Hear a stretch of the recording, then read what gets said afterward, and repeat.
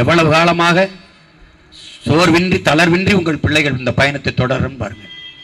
இந்த விக்கிரவாண்டி தேர்தல்களில் எல்லோரும் விலகிய பிறகும் நாங்கள் களத்தில் நிற்கிறோம். அதிமுக, தேமுதிக இந்த இயக்கத்தை சார்ந்த என் அருமை பெருமக்கள், அதில் இருக்கிற என் உறவுகள், நாங்கள் பெரிதும் மதிக்கிற தலைவர் பெருமக்கள்கிட்ட நாங்கள் கேட்பது, இந்த விக்கிரவாண்டி தொகுதியில் இருக்க இந்த இயக்கத்து தோழர்கள் உடன் பிறந்தவர்கள்ட்ட நாங்கள் கேட்பது,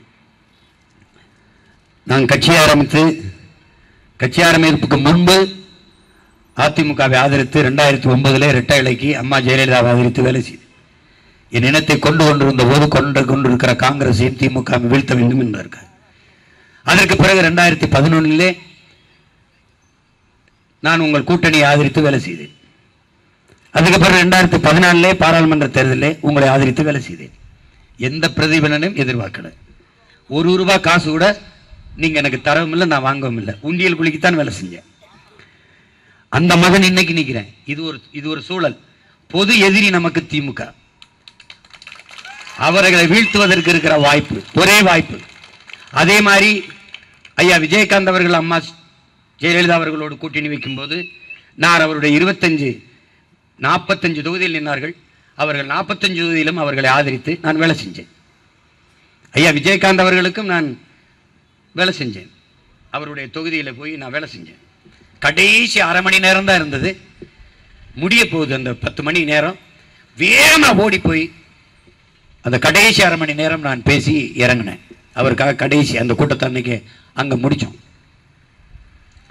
அவளை வேலை செஞ்சேன். அவர் மேலே நாங்கள் நிறைய நன்மதிப்பு கொண்டிருக்கிறோம். குறிப்பாக தம்பி விஜய் பிரபாகரன் தோற்றுக்கக்கூடாது, அது எனக்கு மனச்சுமை வலி. அவங்க வெல்ல வைத்திருக்கலாம். இந்த நாட்டின் நல்ல அரசியல் உருவாக வேண்டும் என்றால் அறிவார்ந்த தமிழ் சமூக பிள்ளைகளிடத்திலே, என் அன்பு சொந்தங்களிடத்தில் நான் சொல்லுவேன், திமுக என்ற நச்சு மரத்தை வெட்டி வீழ்த்தாமல் இந்த நாட்டில் நல்ல அரசியல் பிறக்காது, நல்ல ஆட்சி மலராது. அதற்கு எளிய பிள்ளைகள் எங்களை நீங்கள் ஆதரித்து எங்களுக்கு துணையாக இந்த தேர்தலில் நில்லுங்கள். 26 என்ன நடக்குது என்பதை அப்புறம் பார்க்கலாம். ஒரு தடவை ஒரே ஒரு தடவை எங்களுக்கு துணை. நான் நின்றுக்கேன், உங்களுக்கு நின்றுக்கேன், நீங்க யாரும் மறுக்க முடியாது. நின்றுக்கேன்.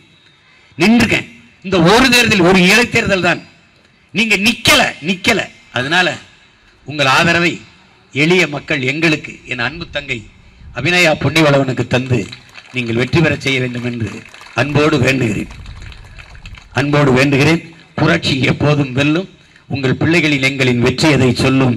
எங்களின் இலக்கு ஒன்றுதான், இனத்தின் விடுதலை. இனம் ஒன்றாவும் இலக்கை வென்றாவும். தமிழ் தாய் வாழ்க. தலைவர் பிரபாகரன் வாழ்க. நாம் தமிழர்.